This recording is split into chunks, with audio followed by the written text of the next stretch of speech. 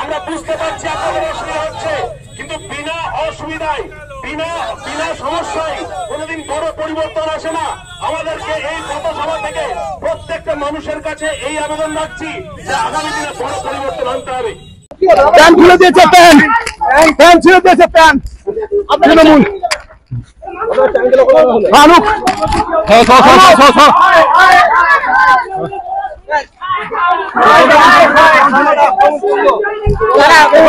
আইনের শাসন নাই, আইনের শাসন নাই, আইনের শাসন নাই। তৃণমূলের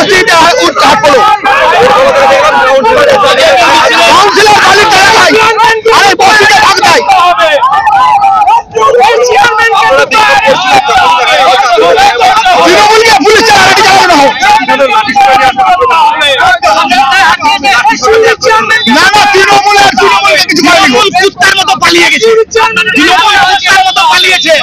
আর এখানকার পুলিশ প্রশাসন এরাও মদত আছে, ওরা চাইছে মদত দিয়ে অশান্তি সৃষ্টি করতে।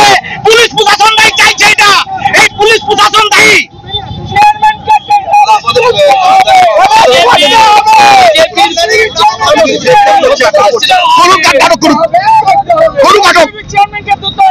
রাস্তা চিলপাড়া ব্রিজ ভাঙলো কেন? পুলিশ প্রশাসন জবাব দাও, জবাব চাই, জবাব দাও। আপনি কেন আমাকে ছেড়ে গায়ে দিলেন? কেন গায়ে দিলেন? দেখুন, 29 কোটি 17 লক্ষ টাকার টেন্ডার হয়েছে তিলপাড়া ব্রিজ রিপেয়ারের জন্য। আর আজকে সেই টেন্ডারের পরে কয়েকদিন ধরে আমরা দেখলাম কয়েকটা কমলের আর জেসিবি কে নিয়ে বালিগুলো উল্টো পাল্টা করলো, আর টাকাটা শেষ হয়ে গেল। বর্ষার আগে টাকাটা নয়ছয় করার যে প্ল্যানিং পরিকল্পনা তৃণমূল কংগ্রেসের এই প্রশাসন নিয়েছিল, আর আমরা তার তীব্র প্রতিবাদ জানাচ্ছি।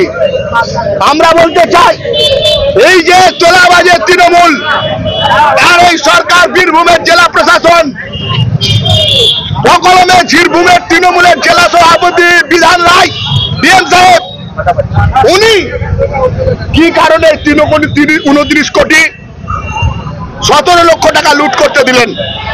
আজকে বীরভূমের ঐতিহ্য আমাদের তিলপাড়া ব্রিজ, সেই তিলপাড়া ব্রিজ ভাঙছে, ভেঙে গেল তিলপাড়া ব্রিজ, চলাচল বন্ধ হয়ে গেল। আর তৃণমূলের অফিসে টাকা চলে গেল, বীরভূম পুলিশের কাছে পয়সা চলে গেল, ভাইজান টাকা খেয়ে নিল। আমরা মানব? এর আমরা তদন্ত চাই এবং অবিলম্বে এই রাস্তাকে চালু করতে হবে।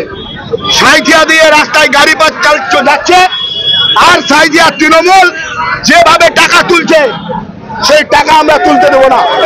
যদি এখানে যে যতদিন রিপেয়ারিং না হবে ওখানে যদি গাড়ির টাকা তোলা হয় তাহলে আমরা বীরভূমকে অচল করে দেবো, আমরা অচল করে দেবো বীরভূমকে। কতদিন সময় দিয়েছিলেন? আজকে যে ঘটনা ঘটিয়েছে, বিজেপি তিলপাড়া ব্যারেজের যেটা ব্রিজ নিয়ে এখানে ডেপুটেশন, রাস্তা অবরোধ, সঙ্গে সঙ্গে মাননীয় মুখ্যমন্ত্রী বিভিন্ন প্রকল্পের ওখানে সব ছবি দেওয়া আছে পৌরসভার পক্ষ থেকে, আমার বিধায়কের তরফ থেকে। সেখানে সব একে একে পরিকল্পনা মাফিক কালি, স্প্রে কালি নিয়ে এসে তারা সবটাই মুখ্যমন্ত্রীর মুখে এবং ছবিতে লাগিয়েছে। এই ঘটনা নোংরা রাজনীতি বিজেপি এটা করেছে আজকে। আমাদের প্রশ্ন হচ্ছে আলাদা। আমাদের প্রশ্ন হচ্ছে, আমি এসপি সাহেবের কাছে আমরা এই প্রশ্ন করেছি, আপনি এখানে আছেন, আপনার এই অফিস থেকে মাত্র 200 মিটার দূরে এই ঘটনায় কেন ঘটলো আপনি দায়িত্ব এড়িয়ে যেতে পারেন না। এবং উনি আমাদেরকে বেশ কিছু কথা বলেছেন। এখানে আমাদের আইসি আছে সিউড়ি, তারও কিছু দায়িত্ব আছে, তার সেই দায়িত্ব তিনি পালন করেননি। পরিষ্কার কথা আমরা জানিয়ে এসেছি। এখন পর্যন্ত উনি বললেন আমরা প্রায় 10 জন না 12 জনকে অ্যারেস্ট করেছি। আমরা পরিষ্কার ভাষায় বলেছি, যারা এর মধ্যে ইনভলভ আছে প্রত্যেককে অ্যারেস্ট করতে হবে। এই অরাজকতা রাজ তৈরি করার একটা যে চক্রান্ত, এটা কিন্তু এখনই সেটা বন্ধ করতে হবে। এবং সে ব্যাপারে আপনাকে জানিয়ে গেলাম, যা ব্যবস্থা আমার নিন। আর তা না হলে তৃণমূল কংগ্রেস রাস্তায় নামবে, তখন কিন্তু আমরা কিন্তু কোনো কথা কারু শুনবো না। মমতা ব্যানার্জির গায়ে কালি দেবে, মুখে কালি দেবে, আর তৃণমূল কংগ্রেস ঘোমটা টেনে ঘরে বসে থাকবে, এটা তো হতে পারে না। যেটুকু যা জবাব তখন আমরা দেবো। সুতরাং আজকে ওদেরকেও বলছি, এই নোংরা খেলা বন্ধ করো, নোংরা রাজনীতি বন্ধ করো, মানুষের জন্য কাজ করো, মানুষের পাশে থাকার চেষ্টা করো। আমরা তৃণমূল কংগ্রেস মানুষের পাশে থাকি। এই তো আমরা সকাল থেকে ছুটে বেড়াচ্ছি, আমার পাড়া আমার সমাধান, দুয়ারের সরকার চলছে দিকে দিকে, আর কাজ নাই কম্ম নাই, তারা এসে অবরোধ আর একটা বিশৃঙ্খলা তৈরি। আমরা যদি নেমে যাই, ওই কটা লোককে সরাতে সময় লাগে, পুলিশ লাগে নাকি তাই, কিন্তু আমরা ওই নোংরামি কাজের মধ্যে যাই না। মমতা ব্যানার্জি সে শিক্ষা আমাদের দেয়নি।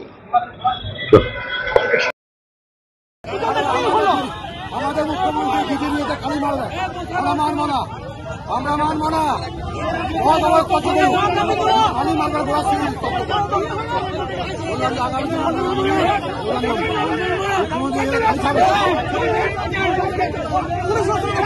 প্যান্ট খুলে দিয়েছে, প্যান্ট ছিঁড়ে দিয়েছে, প্যান্ট তৃণমূল আনুক